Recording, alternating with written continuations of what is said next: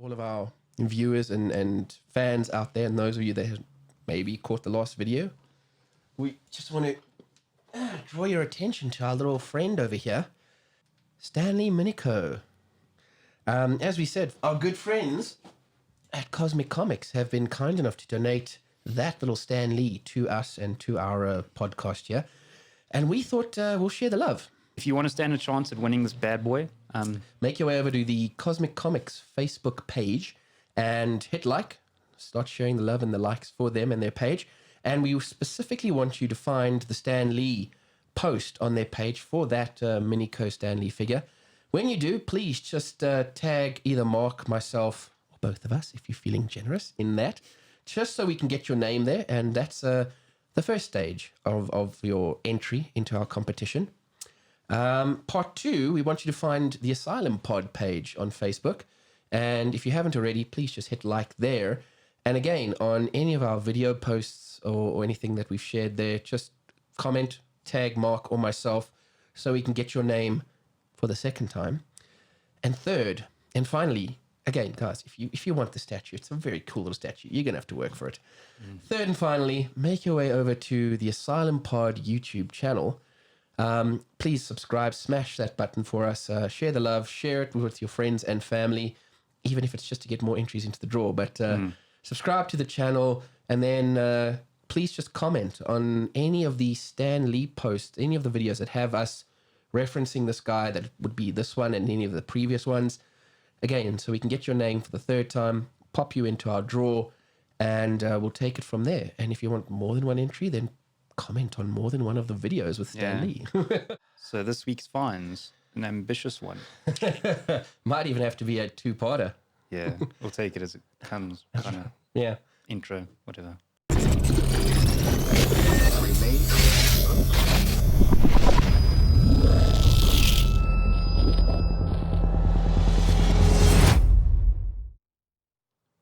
What's up, dude? Yeah, man, I'm good. How are you doing? I'm chilled. Nice. Episode 3,460. I wish we were at that level. We'll get there, man. We'll get there. Slow and steady wins the race.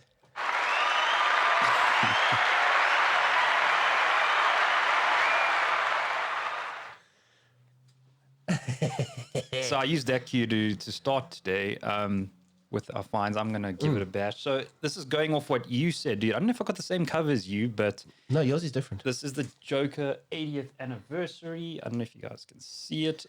Nice. If not, we'll put a picture up of it. You got the more abstract cover there. Yeah, so this is a variant cover. Again, like, you know, I wasn't really precious on what cover it is. I digged it, so it is more to read. This is a Jock variant. Nice.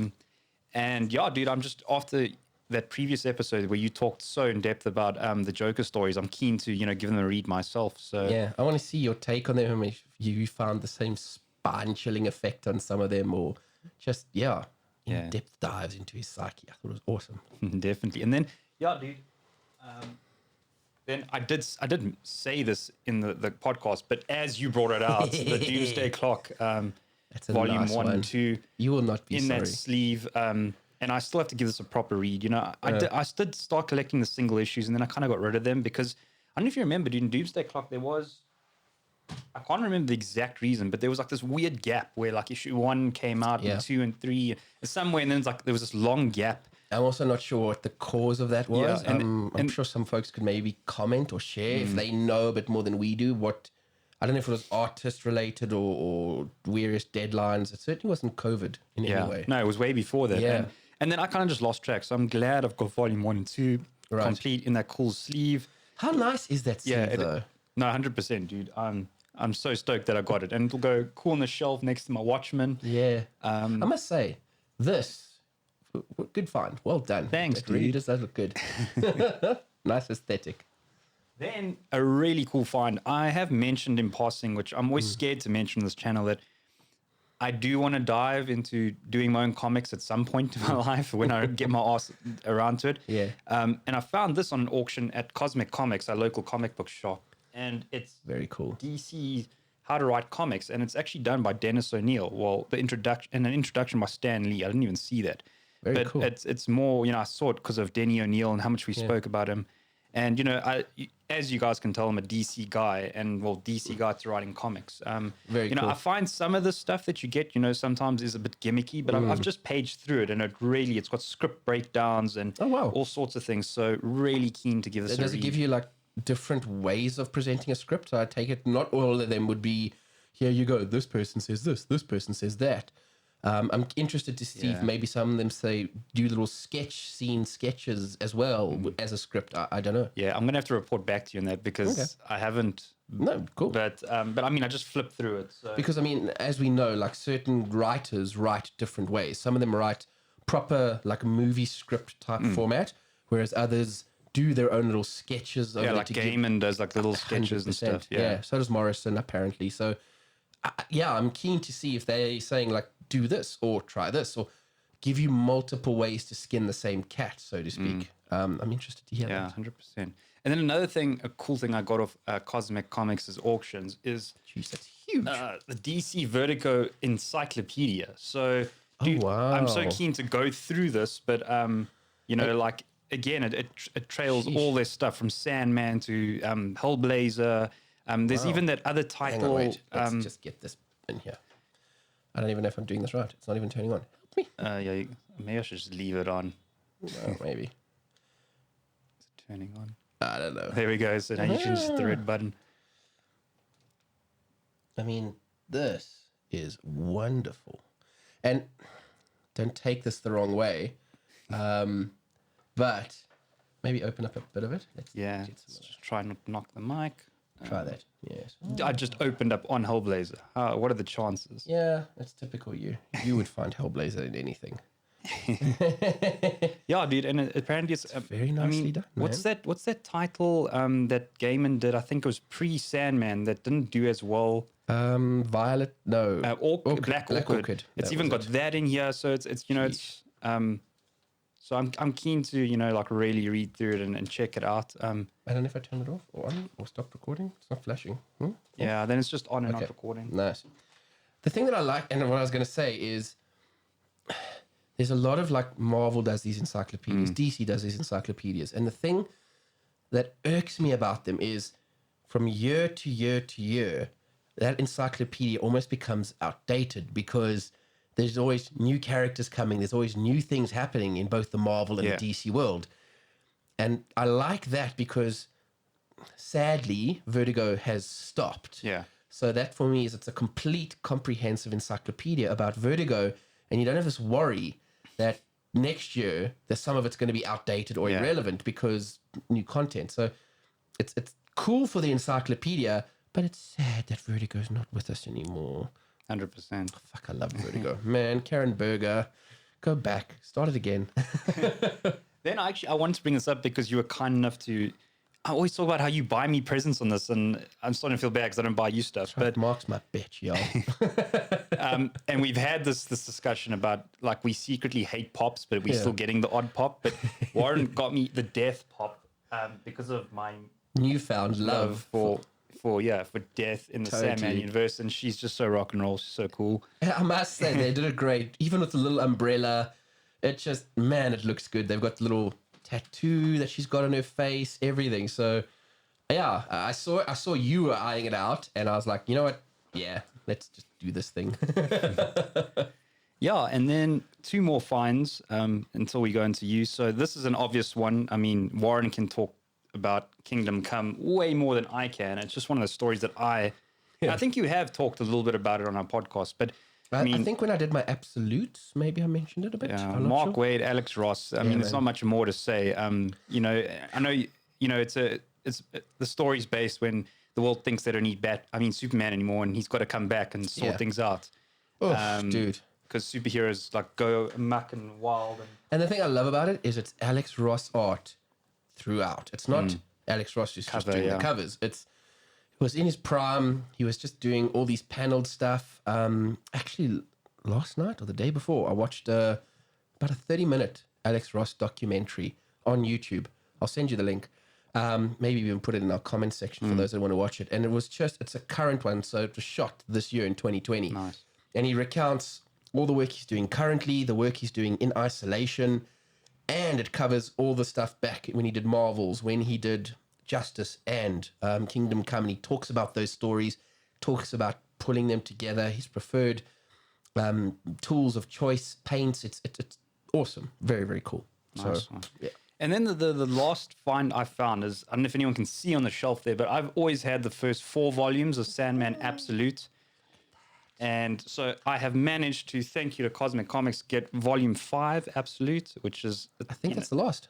Yeah, and there is the Death Absolute, which Right. I am still waiting on. Nice. But yeah, so that, I mean, concludes my Absolute collection for Sandman, which is really cool. And again, given the fact that you've just fallen in love with it, I think that is an awesome way to just wrap that whole thing up for you, man. 100%, dude. And yeah, so that's my finds. And I don't know what we want to jump into now because Warren has found a lot of stuff. I had a good run at the comic store. Like I said in one of our other videos, they're doing these online auctions just to keep stock moving. And yeah, the prices on some of these things are half price to what they should normally be, or second-hand type area of pricing. I mean, I just mentioned to you that, I mean, the Vertigo Encyclopedia and the DC How to Write Comics, I got off those same auctions. So at a very good price. Yeah. So yeah, I think we'll probably have to dive into that. If it's not this video, it'll be another video. But I'll kick off some of the stuff that we got. First up, did some action figure hunting, and as we were floating around the store, I managed to pick up a Squanchy from the Rick and Morty toy line over there. Squanchy, and we'll get him here on our GoPro.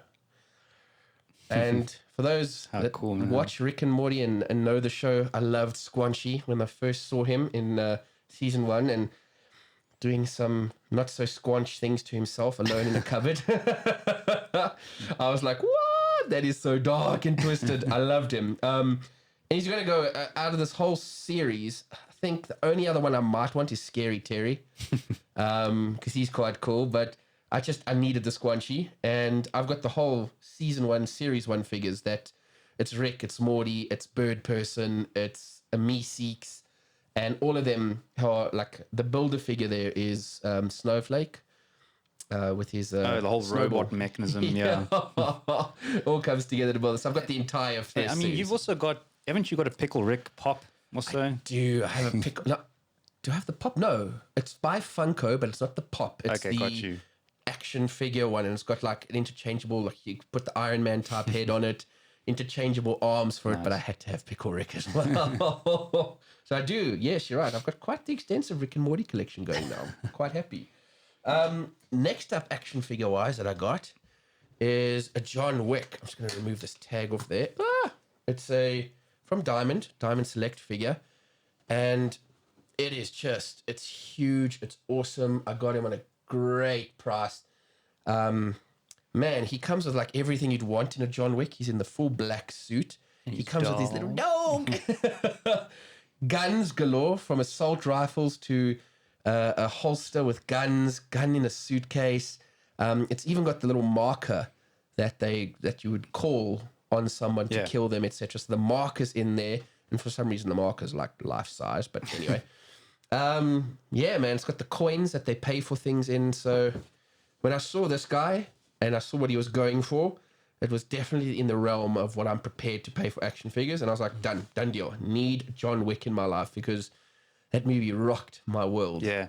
Side note, while you actually maybe get your next item, is there is rumors floating around, which is so confusing, where there is talks where they spoke to, I think Keanu is just like down for anything, but apparently he's like, there's an article, I don't know if it was clickbaity, but he said he would be keen to do a second Constantine, and I'm like, I'm so torn now, like, because I love Keanu Reeves, but like Matt Ryan is Constantine, so I'm like, it would have to be a multiverse thing, one of them like Earth 2 or something like that, like, I don't know.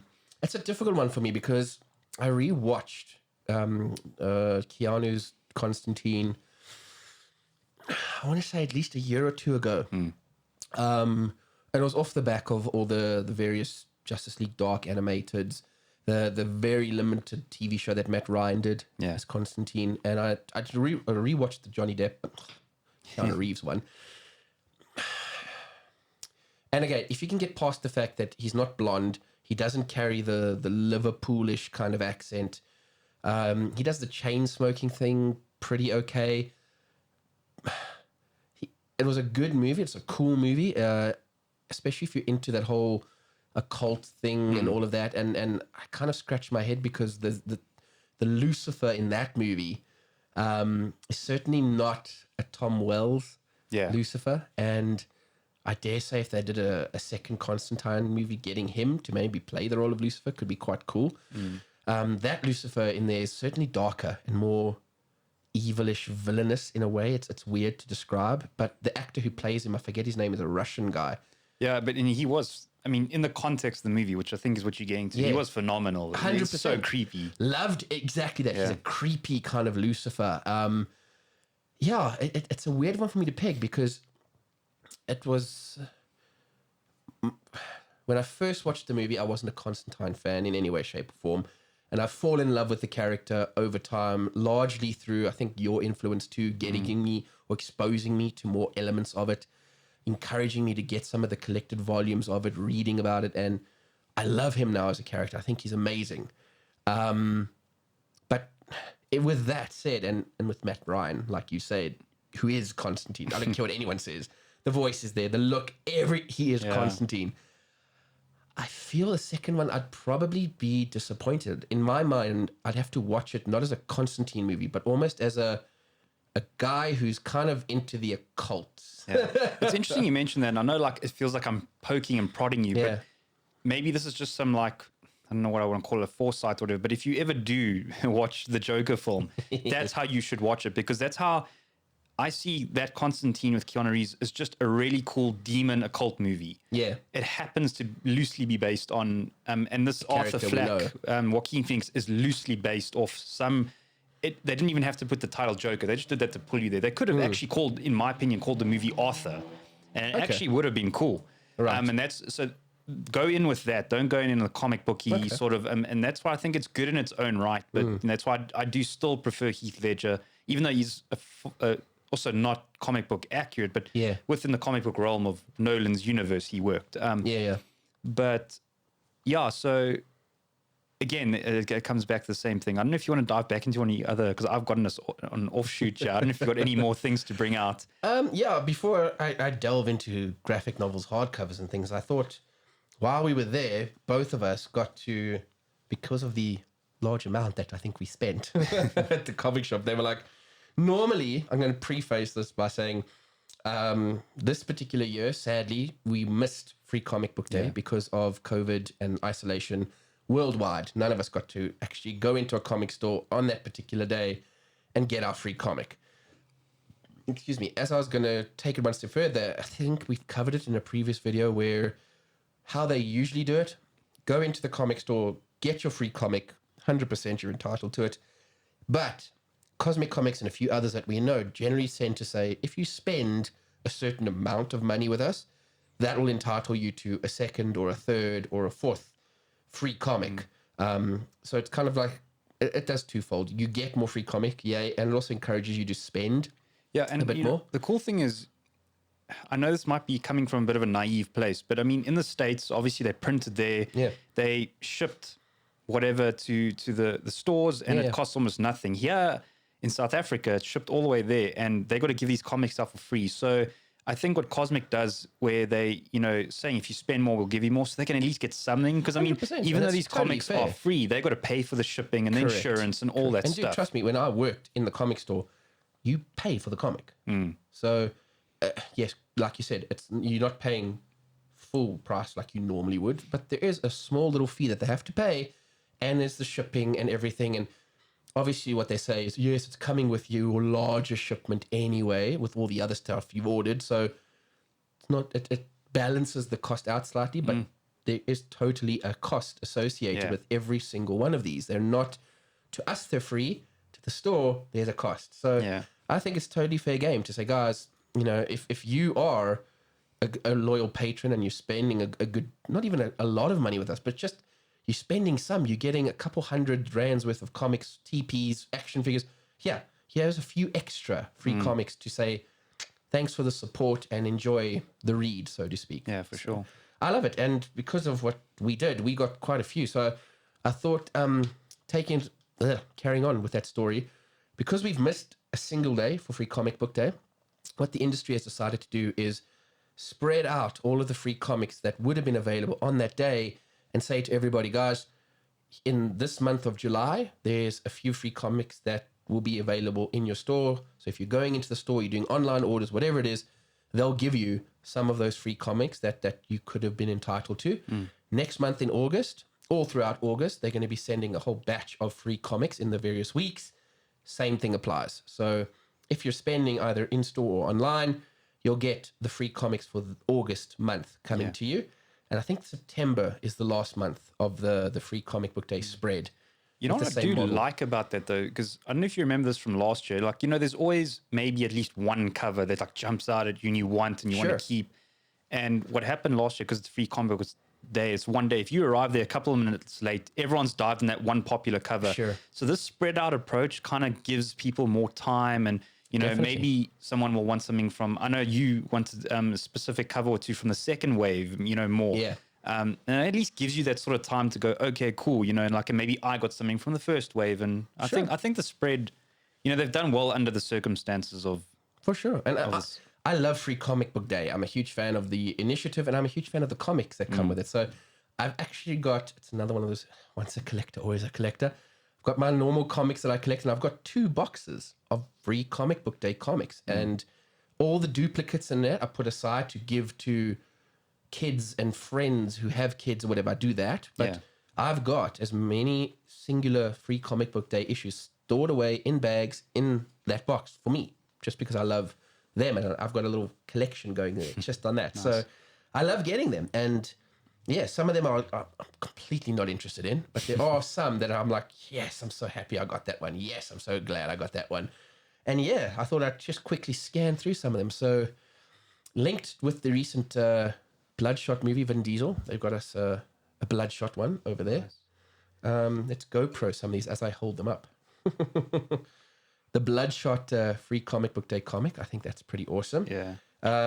Another favorite of mine, Asterix and Obelix. So they've done an Asterix one, and I don't know about you, dude, but Asterix hasn't been around for a while. So I was really glad that they brought that in Free Comic Book Day. And to our knowledge, I think this is the most popular cover currently that people actually want to get their hands off. Spider-Man hands on, what am I saying?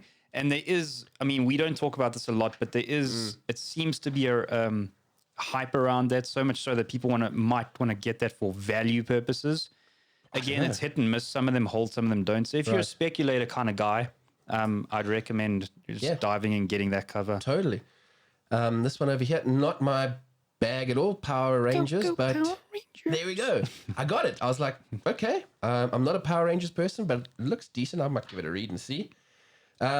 Here's an Overstreet one. Overstreet does one of these every year. The guide to collecting comics, but I like that cover. I like the Painkiller Jane with the Suggy Yojimbo. I thought that was very, very cool. And it's Tucci, guy who did She. Nice. Then a Monster Showcase over here. That also looked quite interesting. The Kayfabe guys were talking about this and one of the free comics that they wanted to pick up. So I'm curious to see what goes on in that one. A cute one for the kids.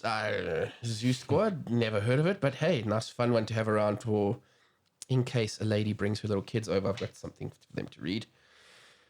I don't know anything about this. Defend Comics. It's still got the Comics Code Authority there in the corner. Yeah, that's actually pretty... Haven't seen that for a while. Man, that's funny. That is a double, I think. Yeah, it was. And then over here, this one looked interesting. Captain Canuck and... something like that. Beyond Battle or something on those lines. I can't remember who wrote this, but yeah, it's definitely popped up as one of the more interesting ones that people are looking for. From Udon Comics, Street Fighter. I think every year they do some kind of Street Fighter comic, and I don't know, man. The art is always good in it, especially the covering and stuff. It's just really cool. Another one, cute, fun, friendly one, My Little Pony. I do like that they do. At first, I was like, "Oh, what is all these cheesy things?" But then I kind of took a step back and I was like, "This is a really cool way to pull kids into collecting." So it's bang on for the market, man. This one over here, also like more free comics, but more on the independent side of things. It looks again like you're saying, more to draw kids in, get them to read.